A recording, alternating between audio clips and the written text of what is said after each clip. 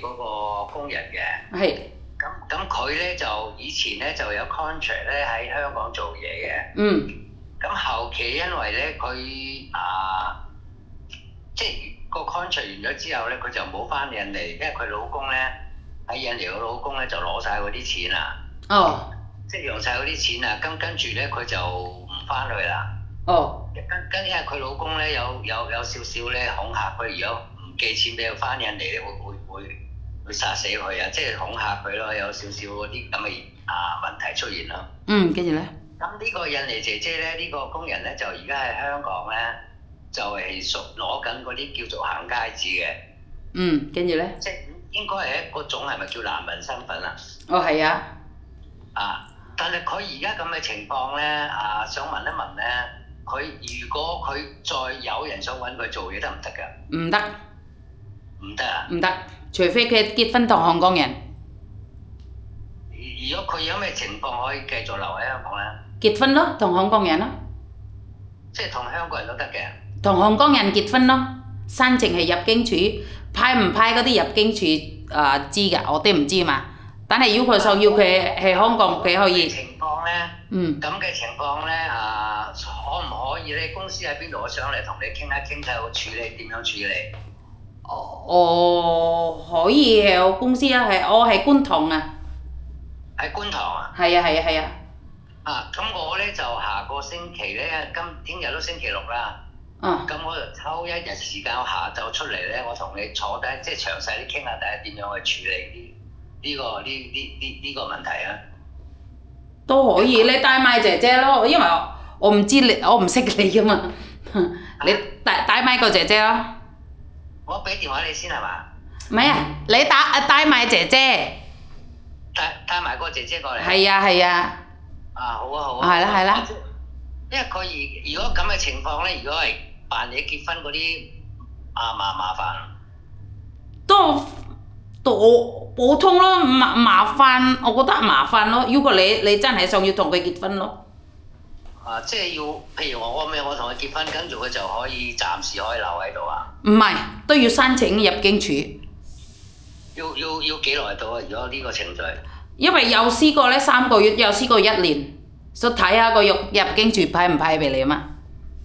跟住咧，如果係嗰個即係成個 case 咧完咗，要幾耐時間？睇個情況，我唔識講，因為有試過咧3個月冇問題，有試過1年都未到，未有 visa。因為佢始終都係要翻印尼係咪啊？唔使。唔使啊？唔使。如果佢翻咗印尼，佢入唔到香港啊嘛，因為佢嘅樓啊嘛。係啊，因為佢老公咧就應該係話佢翻去咧就會即係會係幾麻煩嗰啲咯。知道好多咁嘅問題係咁樣咯，所以我講俾你聽，如果你想要見下我，帶埋姐姐咯。好啊好啊。好啊 OK 啦。咁你 WhatsApp 我，如果你想要見下我，因為我自己都驚，我唔係喺香港。叫 Yanny。你個名係咪叫 Yanny 啊？我唔係 Yanny 嘅 Uni 啊 ，YUNI。YUNI 嘛？係啊。叫 Uni 啊？係 Uni。Uni 啊？係。好啊，咁我 set 落去 WhatsApp 嗰度。好啊。你如果中文字你睇唔睇得明啊？冇問題㗎，我老公都中國人啊嘛。係 OK 好啊。咁大家聯絡啊。好啊。Oke, bye bye. Oke teman-teman, banyak sekali orang Hongkong yang ingin menikah dengan babanya yang kelau, yaitu yang overstay ataupun yang ambil paper. Sementing masalahnya itu harus clear ya teman-teman ya. Apapun alasan kalian pingin menikah dengan orang Hongkong, ya silakan, itu rezeki orang masing-masing.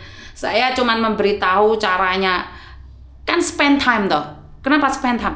Ya karena kan kita harus explain semuanya, sementara keuntungan bagi saya apa? Saya nggak minta uang, nggak minta apa-apa, yuk kayak ngonten ini mau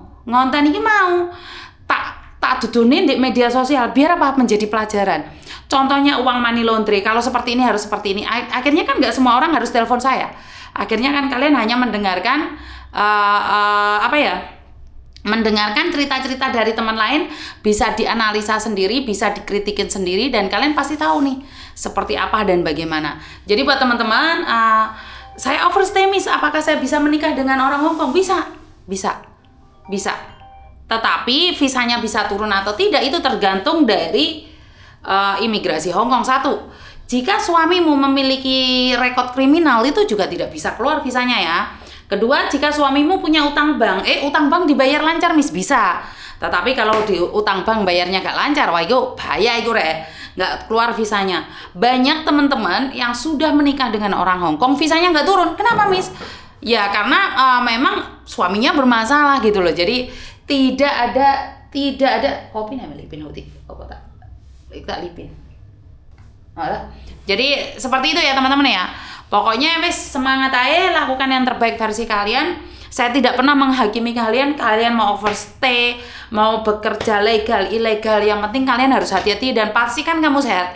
Kamu punya pilihan untuk hidup, sebaiknya jangan overstay sih menurut pendapat saya. Sukses selalu dan wassalamualaikum warahmatullahi wabarakatuh. Berkat Tuhan mengalir atas hidup kita semua.